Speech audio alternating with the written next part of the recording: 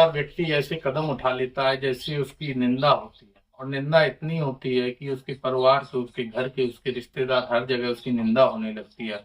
और ऐसी एक घटना करने के बाद व्यक्ति एक ऐसा षड्यंत्र बना देता है, एक ऐसी घटना को अंजाम दे देता है, और अंजाम देने के बाद वो ऐसी एक रचना करता है जैसे किसी को कुछ पता ही नहीं लगेगा।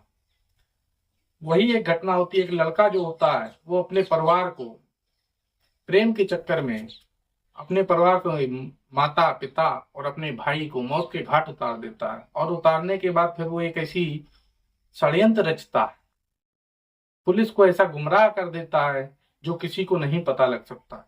जो उनके परिवार वाले थे वो भी कहीं ना कहीं सच्चाई मान रहे थे कि हाँ, ऐसा ही हुआ होगा।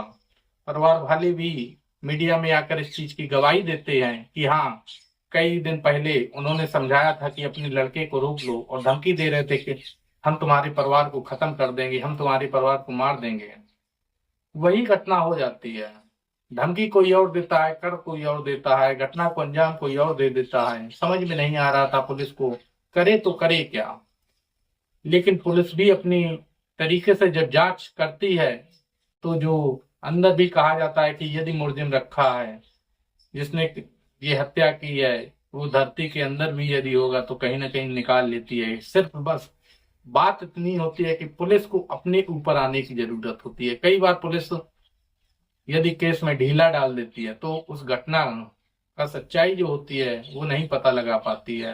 और ढीला नहीं डालती है, यदि वो जान गई कि नहीं हमें ये कार्य करना ही है, तो फिर उसके अलावा इतनी जल्दी कार्य कोई कर ही नहीं सकता। तो वही घटना होती है, जो लड़का बताता है वो कुछ दृश्य और होता है। जब पुलिस जांच कर लाती है तो वो घटना, जो 3 मर्डर हो जाते हैं, और 3 मर्डर के साथ पूरे उत्तर प्रदेश में एक रकम पैसा मच जाता है कि 3 मर्डर कैसे हो गए, किसने किए, ये पूरी जांच का विषय जब बन जाता है, तो विषय जो बनता है, जब पुलिस सच्चाई लाती है, पुलिस को सच्चाई लाने के बाद सभी परेशान हो जाते हैं कि ये सच्चाई कैसी है, एक बेटा अपने माता पिता को कैसे मार सकता है। नमस्कार, मैं अनुराग द्विवेदी। यदि आप हमारे चैनल पर नए हैं तो सब्सक्राइब करें, लाइक करें, कमेंट करें। इसमें किसकी गलती है, क्या है, ये आप पूरी घटना जब सुनेंगे तब अपने आप समझ जाएंगे। उत्तर प्रदेश में एक जिला पड़ता है गाजीपुर। गाजीपुर के अंतर्गत एक थाना आता है नंदगंज, और नंदगंज के अंतर्गत एक गांव आता है कुसुमटी कला। जो कुसुमटी कला गांव आता है, वहां एक ऐसा दृश्य हो जाता है, ऐसी एक घटना हो जाती है कि एक माँ, पिता और भाई, 3 लोगों की हत्या हो जाती है। हत्या हो नहीं जाती, हत्या की जाती है। कौन हत्या करता है, ये एक चर्चा का विषय बन जाता है।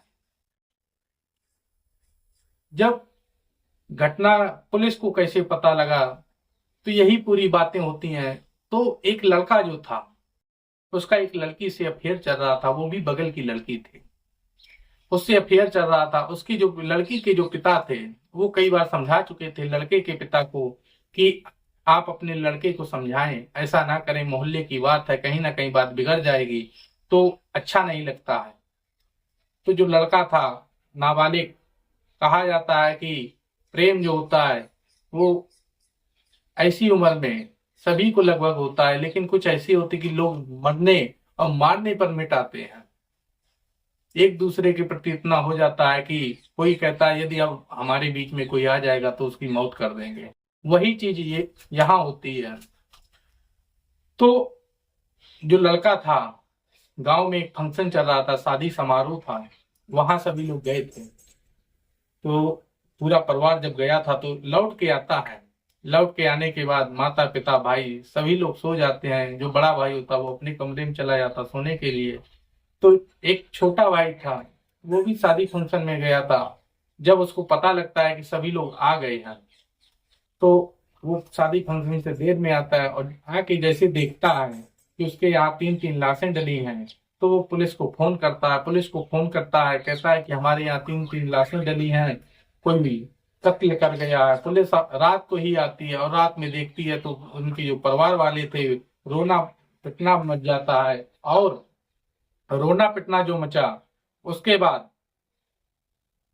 पूरे गांव को पता लग जाता है कि रात को ही कि ये 3 मर्डर कैसे हो गए। अब सभी लोग परेशान थे, और परेशान इतने ही नहीं कि जिस गांव में 3 मर्डर हो तो नींद किसे आएगी। कहा जाता है कि नींद किसी को नहीं आ रही थी। अब सब लोग, कोई अपने रिश्तेदार को फोन कर रहा था, कोई किसी को फोन करके सूचना दे रहा था। इसी बीच में अब जो लड़का था वो भी इंतजाम बना रहा था कहीं ना कहीं सभी को सूचना देने का, और सूचना दे रहे थे, उनके परिवार के भी लोग दे रहे थे। इसी के चलते पुलिस पूछती है कि ये मर्डर कैसे होते। तब लड़का जो था वो घटना बताता है कि जो लड़की है वो कुछ धमकी दे गए थे कि अपने लड़के को समझा लो नहीं तो हम मार डालेंगे। उनके परिवार वाले भी यही बात बताते हैं कि जो दोषी है उनको भी सजा मिलनी चाहिए। ऐसी पूरी घटना को बताते हैं। बताने के बाद जब पुलिस उस घटना की जांच करती है तो जो सच्चाई थी वो कुछ और ही निकल के आती है। वो सच्चाई ये निकल के आती है कि जो छोटा लड़का था, नाबालिग भी था, उसने ही अपने माँ बाप और भाई तीनों का उसी ने मर्डर किया था। और मर्डर करने के बाद वो एक मोहल्ले के व्यक्ति के ऊपर नाम लगा रहा था जिससे वो प्रेम करता था। जब पता लगा कि ये एक प्रेम का मैटर है, जो लड़की थी उससे उसका प्रेम चल रहा था, घर उन दोनों के बीच में घर वाले जो थे ये विरोध कर रहे थे कि नहीं ऐसा नहीं करना है, ऐसा नहीं करना है। तो उसी के चक्कर में लड़के जो था वो परेशान हो गया था और अपने प्रेम के पाने के लिए उसने 3 मर्डर कर दिया। और 3 मर्डर ऐसे किए कि कहा गया है जैसे गांव का व्यक्ति था तो 2-3 दिन पहले फावड़ा, जिसे किलवा भी कहते हैं, वो पिटवा के लाया था, कुल्हाड़ी पिटवा के लाया था, खुरपा था जो उनका, ये सब पिटवा के लाया था 2-3 दिन पहले। और उसका पूरा प्लान चल रहा था। उसके मन में कहीं ना कहीं ये बातें चल रही थी कि हमको इन सबको मारना ही है।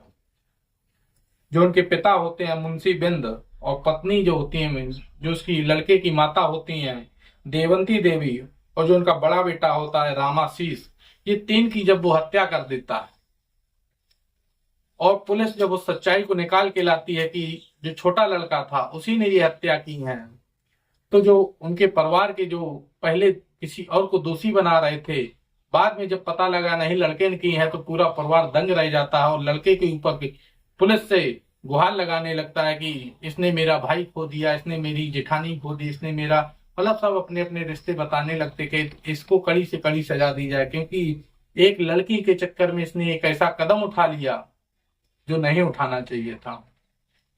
और सभी से एक विनती होती है कि जो आपको जन्म देता है, आपको पालता बड़ा करता है, उसकी बात नहीं मानते आप लोग, उसी के दुश्मन बन जाते हैं, उसी की हत्या करने लगते हैं। ये बहुत गलत विषय है। प्रेम होना गलत नहीं होता है, लेकिन घर वालों की सहमत के बिना ये कार्य करना और घर वालों को ही मार देना ये बहुत दुखदाई होता है। किसी के साथ ऐसी घटना ना हो। और जो अपने गार्जियन होते हैं वो भी ख्याल रखें कि आपके लड़के कहाँ जा रहे हैं, किससे बात कर रहे हैं, किससे बात नहीं कर रहे हैं, क्योंकि बात जब शुरुआत की होती है तो कोई संभाल सकता है, और बात जब बहुत अंत तक पहुंच जाती है तो उसे संभालना, उसे रोकना बहुत कठिन हो जाता है। यदि कहा गया है शुरुआत में ही कोई कदम रखे और उस कदम को रोक दिया जाए तो कदम नहीं बढ़ता है, और कदम जब वो चल चुका हो फिर आप रोकने की कोशिश करेंगे तो वो वापस आने की वो नहीं सोचता है, और ना सोचने के बाद उसके मन में न जाने क्या चलता, वो कई बार ऐसी घटना दे देती। ऐसी कुछ घटना अभी मध्य प्रदेश के जबलपुर में हुई थी कि एक लड़की ने अपने पिता और अपने भाई को प्रेम के चक्कर में मार दिया था। वही घटना गाजीपुर उत्तर प्रदेश में हुई, नंदपुर थाना के अंतर्गत, एक लड़के ने अपनी माँ बाप और अपने भाई को मौत के घाट उतार देता है। इस कहानी सुनाने का उद्देश्य किसी को परेशान या किसी को कष्ट देने का नहीं है, सिर्फ ये है जागरूक हों, जो अपने भी होते हैं उनके ऊपर निगाह रखें, कहाँ जा रहे हैं, कहाँ बैठ रहे हैं, उनकी संगत किसके साथ है। फोन तो आजकल हर कोई ले लेता है, कहाँ बात कर रहा है ये भी कहीं ना कहीं गार्जियन का इतना जिम्मेदारी होना चाहिए, और गार्जियन को अपना फर्ज भी निभाना चाहिए कि हमारा जो लड़का है वो कहाँ बात कर रहा है, या हमारी लड़की है वो कहाँ बात कर रही है, उसको फोन लेके दे दिए और आजाद हो गए दोनों लोग। ऐसा नहीं होना चाहिए। धन्यवाद। जय हिंद, जय भारत।